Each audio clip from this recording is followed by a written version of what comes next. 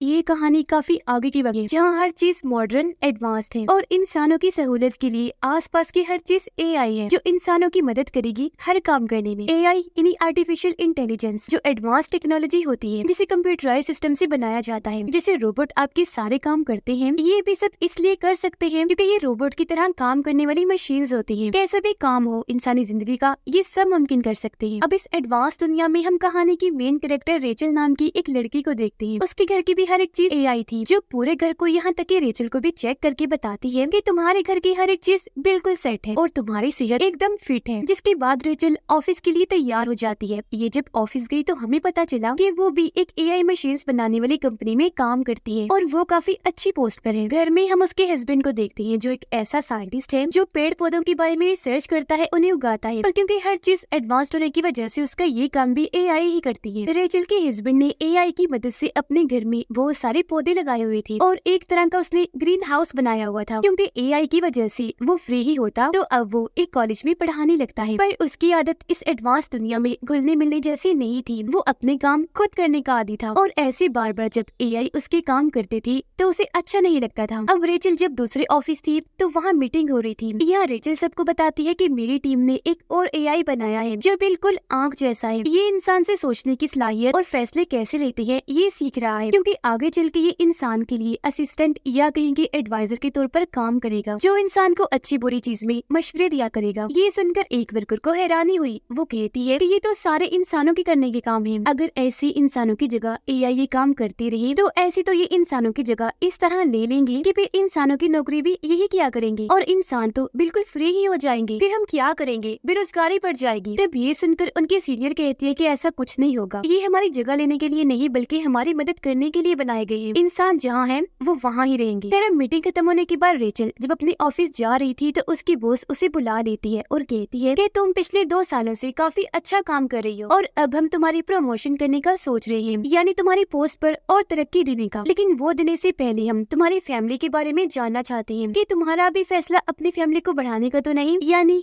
बच्चा पैदा करने का। जो सुनकर रेचल को काफी हैरत हुई कि मेरी प्रमोशन का भला बच्चे पैदा होने से क्या ताल्लुक। पर वो ये कहकर मना कर देती है कि नहीं, अभी इस बारे में हमने सोचा नहीं। जिस पर उसकी बॉस कहती है कि मैंने ऐसा इसलिए पूछा क्योंकि हमारी कंपनी को तुम्हारी वजह से काफी फायदा हो रहा है, तुम काफी अच्छा काम कर रही हो। तो मैं नहीं चाहती कि जब तुम बच्चा पैदा करने का सोचो तो तुम्हें छुट्टियां लेनी पड़ जाएं। काम पर तुम्हारा रेगुलर होना जरूरी है, पर अगर तुम बच्चा पैदा करना चाहती हो तो हमारे पास इसका दूसरा हल है। जो कहकर वो उसे आर्टिफिशियल वूम सेंटर का नंबर देती है, जहाँ पर मसनूई तरीके से बच्चे पैदा किए जाते हैं। इन्हें जैसे माँ के पेट में 9 महीने तक बच्चा पलता रहता है, उसी तरह आर्टिफिशियल वूम में बच्चा पलता है और ये बिल्कुल माँ और बच्चे पैदा होने की प्रोसेस जैसा ही होता है। अब जब रेचल उस सेंटर में गई तो वो सब कुछ देखकर और जानकर काफी खुश हो जाती है, क्योंकि अब उसका भी दिल माँ बनने का कर रहा था। इसलिए वो यहाँ अपना नाम भी लिखवा देती है, क्योंकि जो आर्टिफिशियल वूम बनाई जाती है वो हर वक्त नहीं होती बल्कि फैमिलीज के कहने पर अरेंज करवाई जाती है। अब अगले ही दिन रेचल के पास सेंटर से कॉल आ जाती है और उसे बताया जाता है कि आपके लिए आर्टिफिशियल वूम का इंतजाम हो गया है। जो सुनकर वो काफी खुश हो गई थी, क्योंकि अब वो भी एक बच्चा हासिल कर लेगी। उधर रेचल का हस्बैंड जब कॉलेज में था तो वो बच्चों को एक पेड़ से फल तोड़कर देता है ताकि वो खा ले, पर कोई भी उसे नहीं खाता। इस वजह से क्योंकि वो नेचुरल कुदरती तौर पर पेड़ से उगा था, न कि एआई की वजह से। जिससे यहाँ हमें समझ लगी कि ये लोग एआई में इतना खो गए हैं कि नेचर कुदरत को जैसे भूल ही गए हैं। अब रेचल आर्टिफिशियल बच्चे पैदा करने की खबर अपनी दोस्त को भी देती है, जो सुनकर वो काफी खुश हो गई और पार्टी रखने का फैसला करती है। जिस पर रेचल कहती है मगर ये बात मैंने अभी तक अपने हस्बैंड को नहीं बताई, क्योंकि वो इस एडवांस दौर में भी नेचुरल तरीके से चीजों को हासिल करने पर यकीन करते हैं। इस तरह चीजें हासिल करना उन्हें पसंद नहीं है, क्योंकि उनका कुदरत पर बहुत यकीन है। अब इस सोच में वो पड़ी ही थी, लेकिन फिर अपने डॉक्टर के पास जाने का सोचती है, जो भी और कोई नहीं बल्कि एक एआई डॉक्टर था जो किसी बड़ी सी आंख जैसा लग रहा था। रेचल उसे कहती है कि मैं आर्टिफिशियल वूम से बच्चा कैसे पैदा करूं, क्योंकि मेरे हस्बैंड कुदरती तरीके से ये सब चाहते हैं, यानी मैं खुद माँ बनूं और बच्चा पैदा करूं। जिस पर एआई डॉक्टर कहता है कि तुम अपने हस्बैंड को समझाओ, क्योंकि इस दौर में नेचुरल जैसी कोई चीज नहीं रह गई। तुम्हें इस बात से फर्क नहीं पड़ना चाहिए कि बच्चा कैसे पैदा हो रहा है, बस इस बात की खुशी मनाओ कि तुम लोग माँ बाप बनने वाले हो। जिसके बाद अब रेचल सब कुछ अपने हस्बैंड को बताने का सोचती है। शाम को जब वो घर आई तो बात करने उसके पास गई, लेकिन देखती है कि अभी मेरा हस्बैंड काफी परेशान है। वो रेचल को भी अपनी परेशानी बताता है कि आज बच्चों ने पेड़ का फ्रूट नहीं खाया, पता नहीं कैसा दौर आ गया है, लोग नेचर से दूर ही हो गए हैं। अब ये सुनकर रेचल अपना मन बदल लेती है और फिलहाल उसे कुछ भी नहीं बताती। अगले दिन फिर वो वूम सेंटर गई, जहाँ पर और भी कई सारी औरतें आई हुई थी। तभी यहाँ वोम सेंटर की हेड लिंडा आई, जो सबको बताती है कि हमने ये सेंटर इसलिए खोला क्योंकि इस दौर में बच्चे बहुत ही कम पैदा हो रहे थे, पर ये तरीका निकाल कर हम औरतों की मदद करना चाहते हैं ताकि बच्चा पैदा होने में कोई मसला ना हो। जो कहने के बाद वो सबको एक पोर्ट कैप्सूल दिखाती है जो काफी बड़े अंडे जैसा लग रहा था, जिसके अंदर ही बच्चा रहेगा और 9 महीने तक ग्रो करेगा, यानी उसके अंदर ही फल फूल कर बड़ा होगा। और जब बच्चा पैदा होने का वक्त आता है तो ये पोर्ट कैप्सूल उसके माँ बाप को दे दिया जाता है, जिसके बाद वो ये भी कहती है कि आप बच्चे से कोई बात करके, कोई गाना सुनाकर उसे कनेक्ट करने, जुड़ने की भी कोशिश कर सकते हैं। इसके अलावा ये भी कि बच्चे को खाना कैसे खिलाते हैं, और क्योंकि ये बच्चे के माँ बाप हैं तो पोर्ट कैप्सूल ये घर ले जा सकते हैं। क्योंकि ये सब इन्हें बताने का मकसद ये था कि ये पूरा प्रोसेस असली जैसा ही है, तो घबराने की जरूरत नहीं है। अब लिंडा रेचल को कहती है कि अगर तुम ये प्रोसीजर शुरू करवाना चाहती हो तो पहले इसकी फीस भरनी होगी, जिस पर वो कहती है कि अभी इसके लिए मुझे टाइम चाहिए ताकि मैं अपने हस्बैंड से बात कर लूं। जिसके बाद वो पूरा ज़हन बना लेती है और आखिर घर आकर सारी बात अपने हस्बैंड को बता देती है कि मुझे आर्टिफिशियल वूम की मदद से बच्चा चाहिए, क्योंकि मुझे अपने करियर पर ध्यान देना है, तो नेचुरल तरीके से मैं बच्चा पैदा नहीं कर सकती। अब ये सुनकर उसके हस्बैंड को काफी बुरा लगा, क्योंकि एक तो वो इस तरीके के खिलाफ था और दूसरा कि रेचल ने अकेले ये फैसला ले लिया था। इस पर वो कहती है कि मेरी मजबूरी है, क्योंकि ये चीज मेरी प्रमोशन से जुड़ी हुई है। और अब इस बात को लेकर उनकी बहस होने लगी, लेकिन फिर रेचल अपना गुस्सा कंट्रोल करके उससे माफी मांगती है और ये भी कहती है कि हमें पहले मेरी एक दोस्त से मिल लेना चाहिए, क्योंकि उसने भी आर्टिफिशियल तरीके से ही बच्चा पैदा किया है। अगर उसके लिए सब ठीक रहा होगा तो हम भी ये कर लेंगे। जिसके लिए उसका हस्बैंड मान गया और अगले ही दिन ये रेचल की दोस्त के घर आ जाते हैं, जहाँ उसकी दोस्त का हस्बैंड उन्हें हंसी मजाक में ये समझाने लगता है कि तुम आर्टिफिशियल वूम में बच्चे को कैसे उठाकर अपने साथ कहीं भी ले जा सकते हो। जो देखकर रेचल के हस्बैंड को काफी अजीब लगा। फिर वो घर आकर रेचल से कहता है कि मैं ये फैसला इतनी जल्दबाजी प्रेशर में नहीं ले सकता, आखिर बच्चे का मामला है। जिस पर रेचल कहती है कि ऐसा करो, तुम मेरे एआई डॉक्टर से बात कर लो, वो भी तुम्हें ठीक ही बताएगा। अब उसके कहने पर रेचल का हस्बैंड एआई डॉक्टर से बात करता है, पर वहाँ भी उसकी बहस हो गई, इसीलिए बात बीच में ही छोड़कर वो वहाँ से बाहर निकल आता है। रात को खाने के वक्त भी ये एडवांस जिंदगी से इंसानों पर पड़ने वाली असरात के बारे में बात करते हैं कि एआई की वजह से इंसान खुद से कोई काम नहीं करते, ऐसे तो वो आलसी बन जाएंगे। पर रात को ही रेचल के हस्बैंड को एहसास हो गया और वो उसे कहता है कि मैं जानता हूँ तुम ये सब हमारी फैमिली के लिए ही कर रही हो, और अगर तुम्हारी खुशी आर्टिफिशियल तरीके से बच्चा पैदा करने में है तो मैं भी इसमें राजी हूँ। और अब वो भी आखिर इस फैसले के लिए राजी हो गया। फिर अगले ही दिन ये लिंडा से मिलने जाती है, जहाँ वो कहती है कि अगर आपको लड़का चाहिए तो उसके लिए हमें आपकी और ज्यादा मदद चाहिए, मतलब आप दोनों को अपने जिस्म की कोई चीज देनी होगी। जिस पर रेचल कहती है कि नहीं, जरूरी नहीं कि लड़का ही हो, अब बच्चा होगा या बच्ची ये चीज हम नेचर पर छोड़ देते हैं। जिसके बाद इनके बच्चे का प्रोसेस शुरू हो गया, जो उन्हें स्क्रीन पर दिखाया जा रहा था। हर चीज ठीक थी, यानी कि 9 महीने के बाद इन्हें बच्चा मिल जाएगा, जो सोचकर ये काफी खुश हो जाते हैं। अब रेचल उस ऐप के जरिए बच्चे से कनेक्ट होने, जुड़ने की कोशिश करती है, जो उसे लिंडा ने बताई थी, जहाँ वो देखती है कि कुछ हफ्ते हो गए हैं पर बच्चे की ग्रोथ अभी इतनी नहीं हुई, जिस वजह से उसे परेशानी होने लगी। फिर रात को जब वो सो रही थी तो उसे एक सपना आया, जिसमें वो देखती है कि वो प्रेग्नेंट है और उसका बच्चा पैदा हुआ है, जो कोई बेबी नहीं था बल्कि एक अंडा था। अब उसे ये सपना काफी अजीब लगा, जिसके बारे में वो अपने एआई डॉक्टर को बताती है, जिस पर उसका कहना था कि तुम्हारे इस सपने का मतलब यही हो सकता है कि अब तुम सच में माँ बनने वाली हो। इसके अलावा सपनों का ताल्लुक हमारी असली जिंदगी से नहीं होता, तो तुम इस पर ध्यान न दो। अब 6 हफ्ते गुजर जाते हैं, जहाँ ये लोग वूम सेंटर में गए, देखते हैं कि इनके बच्चे की दिल की धड़कन चलना शुरू हो गई है, जिससे इन्हें बहुत खुशी हुई। फिर लिंडा इन्हें इजाजत दे देती है कि ये पोर्ट कैप्सूल को अपने घर ले जा सकते हैं ताकि बच्चे से घुल मिल सके। घर लाकर रेचल का हस्बैंड पहली बार स्क्रीन में अपने बच्चे को देखता है, जिसे आज यहाँ उसे एहसास हुआ कि हमारा बच्चा आने वाला है, और बाप बनने की उसे बहुत खुशी होने लगती है। वो बच्चे से कनेक्ट होने लगा, जैसे उसे कहानियाँ सुनाता है, अपने ग्रीन हाउस में लेकर जाता है। पर उसकी निस्बत रेचल इन सबसे कनेक्ट नहीं कर पा रही थी, क्योंकि उसे लग रहा था कि इस तरह बच्चा पैदा करके मैं ये एहसास खो दूंगी कि प्रेग्नेंट होने पर क्या होता है। वो जब पूल में नहाने गई तो एक प्रेग्नेंट औरत को देखती है, जो रेचल का हाथ अपने पेट पर रखती है और उसे एहसास करवाती है कि प्रेग्नेंट होकर औरत को कैसा महसूस होता है, जो देखकर रेचल को उसके लिए काफी अच्छा लगा। पर अब उसे अपने फैसले पर पछतावा हो रहा था। फिर ये दोनों वूम सेंटर गए अपने बच्चे के बारे में और ट्रेनिंग लेने के लिए, जहाँ ये देखते हैं कि वहाँ आज कुछ बड़े बच्चों को लाया गया है जो पढ़ाई कर रहे हैं, पर वो खुद से कुछ भी नहीं लिख रहे, बल्कि वो एआई रोबोट्स को कह रहे हैं कि ये लिखो, जिस पर वो रोबोट्स लिख रहे थे। अब ये देखकर अक्सर माँ बाप को काफी हैरानी हुई, और फिर तभी यहाँ खड़ा एक लड़का पूछता है कि मेरा भतीजा आर्टिफिशियल वूम से पैदा हुआ था, पर एक अजीब चीज, उसे आज तक एक भी सपना नहीं आया। इस पर लिंडा कहती है कि हाँ, वो हमारी तरफ से ही हुआ है, हमने खुद उन बच्चों की कुछ चीजों पर लिमिटेशंस लगाई हैं ताकि बच्चे वो काम ना करें, पर जल्द हम उन सब बच्चों के लिए हर चीज खोल देंगे। उधर पर रेचल हर वक्त परेशान रहने लगी थी, ये सोचकर कि कहीं मैंने कोई गलत फैसला तो नहीं ले लिया, जिस वजह से उसके काम पर भी असर पड़ रहा था। वो जिस तरह पहले अपने एआई की आयरन इन्वेंशंस इजाद कर रही थी, अब वो काम सुस्त हो गया था, जिस बात का उसे नुकसान भी हो सकता था, क्योंकि ये रिपोर्ट सीधा उसकी बॉस के पास जाती थी, जिससे उसे ये लग सकता था कि कोई इंसान टाइम पास कर रहा है या दिल से काम कर रहा है। अब रेचल का हस्बैंड अपने बच्चे को कॉलेज में भी लेकर जाता है, जहाँ उसे बहुत खुशी मिलती है। फिर उसका सीनियर आकर बताता है कि तुम्हारे ग्रीन हाउस की वजह से हमें बहुत पैसे देने पड़ते हैं, तो अब से तुम्हें ये काम बंद करना पड़ेगा, जो सुनकर उसे काफी गुस्सा आ जाता है। अब वो जब घर आया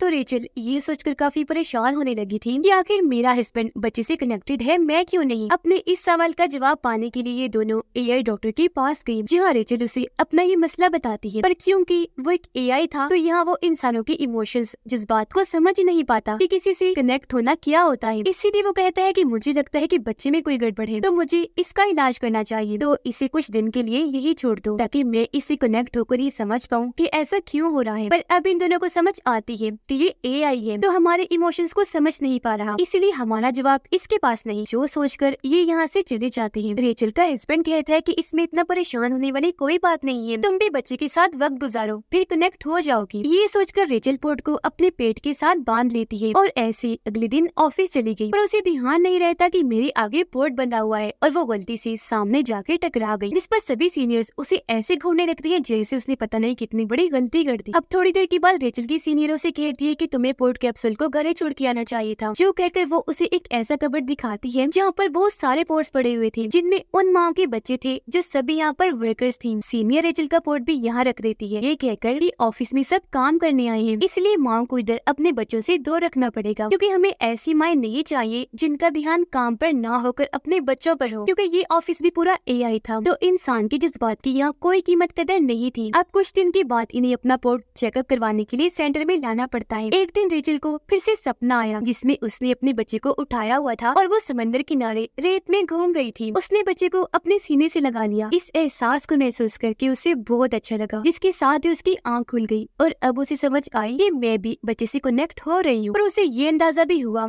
कि मुझे इसमें नेचर की भी मदद लेनी पड़ेगी, इसीलिए वो अपने घर में बने ग्रीन हाउस में जाती है और अपने हस्बैंड के लगाए पेड़ पौधों की खुशबू लेने लगती है। फिर एक गमला उठाकर घर के अंदर भी ले आई। उसके हस्बैंड ने जब उसे ये करते हुए देखा तो उसे भी काफी अच्छा लगा। अब जब रेचल ऑफिस जा रही थी तो उसकी बॉस एक बार फिर उसे पकड़ लेती है और पूछने लगी कि भाई क्या बात है, तुम्हारी तरफ से काम इतना सुस्त क्यों है? एआई इन्वेंट करने में तुम काफी पीछे हो, तुम्हारा बच्चा तो ठीक है, कहीं उसकी परेशानी तो नहीं? जो सुनकर रेचल को काफी अजीब लगा। वो समझ जाती है कि मैं चाहे जो मर्जी कर लूँ यहाँ, लेकिन मेरी बॉस कभी खुश नहीं होगी, क्योंकि इन्हें इंसानों के रूप में ऐसे रोबोट चाहिए जो अपने इमोशंस को साइड पे रख के हर वक्त काम करते रहे। अब देखते ही देखते इनका बच्चा 8 महीने का हो जाता है। ये काफी खुश थी। उसके साथ और वक्त गुजारने के लिए ये पोर्ट को घर ले जाने के लिए कहते हैं, पर लिंडा इन्हें ये कहकर मना कर देती है कि सॉरी, ऐसा मुमकिन नहीं है, क्योंकि इस स्टेज के बाद हम बच्चे के दिमाग और जिस्म की ट्रेनिंग करते हैं। असल में हम यहाँ एक रिसर्च भी करते हैं, जिसके लिए बच्चों के दिमाग से डेटा लिया जाता है जो हमारे रिसर्च में काम आएगा। जो सुनकर रेचल काफी चौंक गई रहती है, मगर मैंने ऐसी किसी ट्रेनिंग के लिए हामी नहीं भरी थी, मेरी इजाजत के बगैर हमारे बच्चे के साथ आप ऐसा कैसे कर सकती हैं? इस पर लिंडा हंसते हुए कहती है कि ये सब आपकी कॉन्ट्रैक्ट समझौते में था, आपने उस पर साइन किए थे, जिस पर साफ लिखा था कि हम यहाँ पर रिसर्च भी करते हैं और अब आपको बच्चा ले जाने के लिए नहीं दिया जाएगा, क्योंकि हम बच्चे की डिलीवरी कुछ दिन पहले ही कर देते हैं, यानी बच्चा पैदा करके उसे पोर्ट से निकाल लिया जाएगा, क्योंकि हमारे पास यहाँ एक लंबी लिस्ट है जिन और औरतों ने अपने बच्चे पैदा करवानी है जिनके लिए हमें पोर्ट्स चाहिए, तो इसीलिए अब ना चाहते हुए भी उन्हें ये बात माननी पड़ी। और अब वक्त के साथ साथ रेचल को समझ आने लगती है कि ये सब कुछ ट्रैप जाल की तरह था, हमें फंसाने के लिए प्रमोशन के नाम पर आर्टिफिशियल तरीके से बच्चा पैदा करवाने का कहा गया, क्योंकि इस तरह वो लोग अपनी रिसर्च भी कर सकेंगे और हमारी कंपनी को गवर्नमेंट और बाकी बड़े इदारों से पैसे भी मिलेंगे। अब घर आकर दोनों ही काफी उदास थे, लेकिन उसका हस्बैंड रुकने वाला नहीं था। वो वापस सेंटर में आकर अपने बच्चे वाला पोर्ट चोरी छुपे उठा लेता है और सबकी नजरों से बचते हुए उसे घर ले आता है। और अब अपने बच्चे को वापस पाकर ये दोनों ही काफी खुश हो जाते हैं। पर इस रात रेचल को दोबारा सपना आया जिसमें उसका बच्चा पैदा हो गया है और अब वो एक मॉल में अपने बच्चे के लिए शॉपिंग कर रही है। अब नींद से उठने के बाद वो अपने हस्बैंड को कहती है कि मैं भी तुम्हारे साथ इत्तेफाक करती हूँ, मैं भी अपने बच्चे को इस दुनिया में बड़ा नहीं करना चाहती, बल्कि नेचुरल तरीके से